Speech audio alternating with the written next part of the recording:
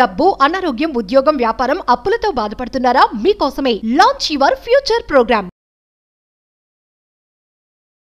Hello viewers, welcome back to our channel. ప్రస్తుతం మనతో పాటు ఉన్నారు analyst and TEDx speaker doctor Nandi Rameshwara Rao గారు. నమస్తే సార్. నమస్తే అమ్మా. సార్, రేపు మరి నిర్మలా సీతారామన్ గారు 8వసారి బడ్జెట్ని ప్రవేశపెట్టబోతున్నారు. మరి ఈసారి బడ్జెట్లో మనకి మధ్యతరగతి వాళ్ళకి ఏమైనా ఊరట లభిస్తుందా? ఆశలు నెరవేరుతాయా? అంటే మరి వేటిపైన ఇంపాక్ట్ పడబోతుంది అంటే మీ అనాలిసిస్లో ఏం చెప్తారు? బడ్జెట్ అనేది అందరూ 5 సంవత్సరాలకి ఒకసారి వెయిట్ చేస్తారు. లాంగ్ టర్మ్, షార్ట్ టర్మ్ 1 ఇయర్కి ఒకసారి. మీకు ట్రంప్ గారు చూసుకుంటే షాకింగ్ ఇస్తాడు, సడన్ షాక్స్ ఇస్తాడు. ఆయన ఇంతమంది తీసేస్తాను, 8,000 మంది తీసేస్తాను. మోడీ గారు అలా షాక్ ఎవరు, స్లోగా ఇంక్రిమెంటల్ షాక్ అంటారు. బడ్జెట్ లాస్ట్ టైం కూడా ఇదే మాట 2024 బడ్జెట్లో. So one of the most awaited subject ఏంటంటే individual personal tax, income tax. దాని ఎప్పుడు 2014 అదే నడుస్తుంది. ఒక 50,000 ఇటు తప్ప పెద్ద మేజర్గా ఉండేది. కానీ అప్పుడుకున్న శాలరీసు, అప్పుడుకున్న ఇన్ఫ్లేషన్ రేటు, ఇప్పుడున్న శాలరీస్, ఇప్పుడున్న inflation by cost of living చాలా మారిపోయింది. ట్యాక్స్ రేట్ మాత్రం మారలే. సో నాకు తెలిసి రికమెండేషన్స్ వెళ్ళే డిఫరెంట్ ఆడిటర్స్, బిజినెస్ మ్యాన్ వీళ్ళందరి దగ్గర నుండి 10 లక్షల వరకు ట్యాక్స్ లిమిట్ తీసేమని సజెషన్ చేశారు. వాళ్ళు 2-4, 2-5 అన్నట్టు ఏదో ఒకటి చేస్తారని లాస్ట్ టైం ఇంట్రీమ్ బడ్జెట్ ఇచ్చారు. ఇప్పుడు ఏదో ఒకటి చేస్తారని అనిపిస్తుంది. ఒకటి. రెండోది ఏటీసీసీ మీద మనకి ఎన్ఎస్సి, పీపీఎఫ్ అన్నీ వస్తాయి. దాని మీద కూడా ఎగ్జామ్షన్ అడుగుతున్నారు. మూడోది హెచ్ఆర్ఏ 2 టైర్ లాగా ఫుల్ ఇస్తారు. ఇక్కడైతే 50% చేయమంటున్నారు హెచ్ఆర్ఏ. ఎందుకంటే కాస్ట్ ఆఫ్ లివింగ్ మారి ప్రతిదాని మీద ట్యాక్స్ కడుతున్నారు.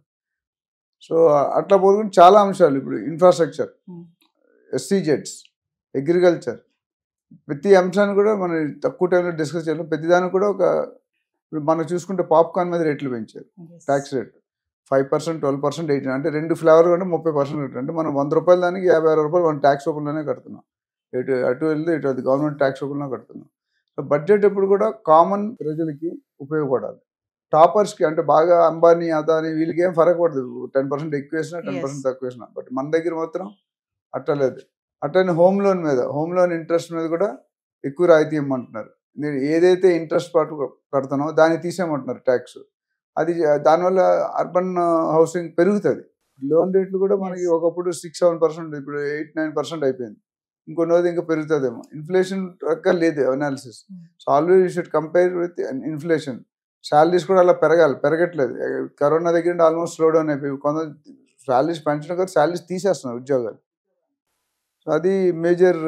Basically income tax, direct indirect tax 2 ఉంటాయి. ఇన్కమ్ ట్యాక్స్ జిఎస్టీ ఇప్పుడు 20 లక్షలు ఉంది. 20 లక్షలు దాటితే జిఎస్టీ. ఆ 20 లక్షలు 30-40 చేయమంటున్నారు. చేసిన వల్ల కొద్దిగా విసులుబాటు ఉంటుంది, కొద్దిగా రిలీఫ్ ఉంటుంది.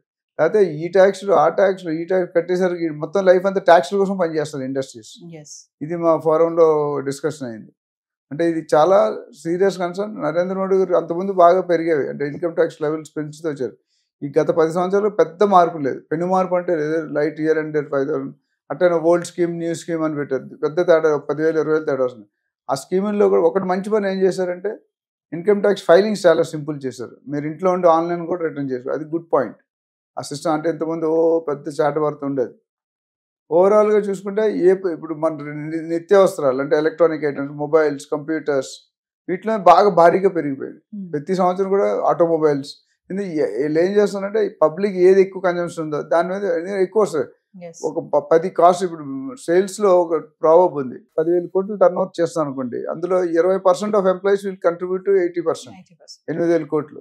మిగతా 80% విల్ కంట్రిబ్యూట్ ఓన్లీ టు. వీళ్ళు ఏం చేస్తున్నారు, ఆ 20% ఏదో దాన్ని పట్టుకొని దాని మీద పెంచేస్తున్నారు, మిగతా కొంత తగ్గిస్తున్నారు.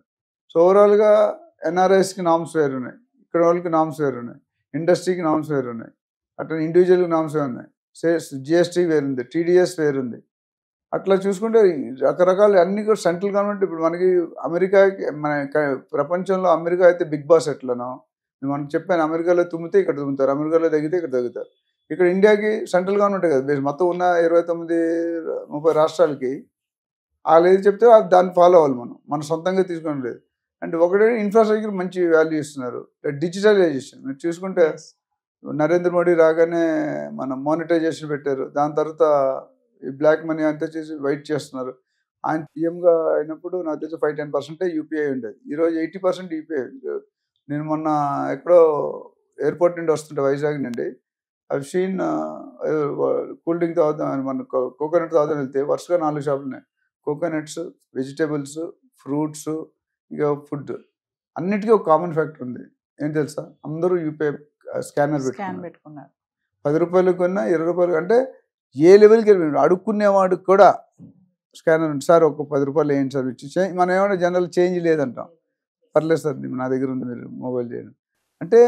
అది బాగా ఇంపాక్ట్. ఇండియా వరల్డ్ లెవెల్లోనే మనకి చాలా పెద్ద పేరు.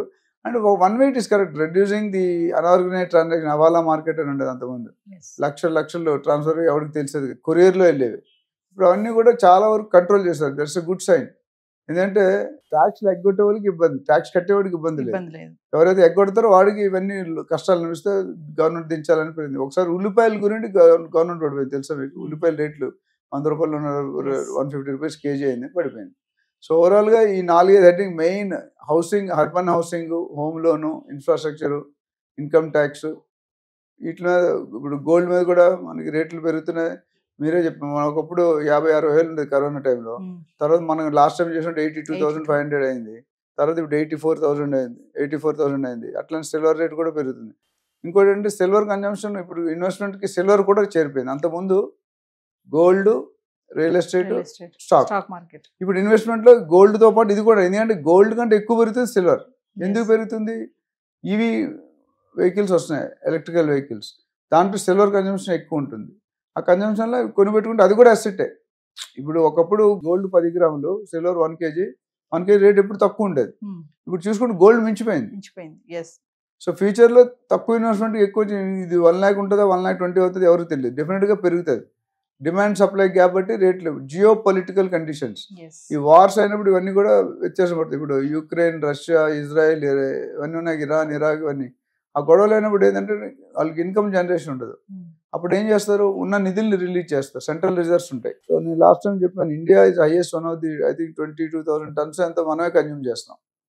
అండ్ దానివల్ల ఏమవుతుందంటే ఇప్పుడు లేటెస్ట్గా బ్యాంక్ ఆఫ్ ఇంగ్లాండ్ అని, మన ఇండిపెండెన్స్ తర్వాత బ్యాంక్ ఆఫ్ ఇంగ్లాండ్ అని ఉంది. ఆ బ్యాంక్ ఆఫ్ ఇంగ్లాండ్లో మన గోల్డ్ అంతా అక్కడ స్టోర్ అవుతుంది. ఈ అన్సర్టనిటీ, ఇప్పుడు బాగా ట్రంప్ వచ్చాక అన్సర్టనిటీ అయిపోయింది.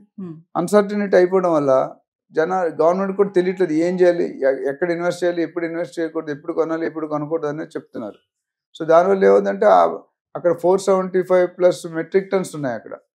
దాంట్లో సగం తీసుకొచ్చేసారు, అంటే బ్యాక్ మన నవంబర్, డిసెంబర్లో. బికాస్ అక్కడ ఏ సిచ్యువేషన్ ఏమవుతుందో తెలియదు.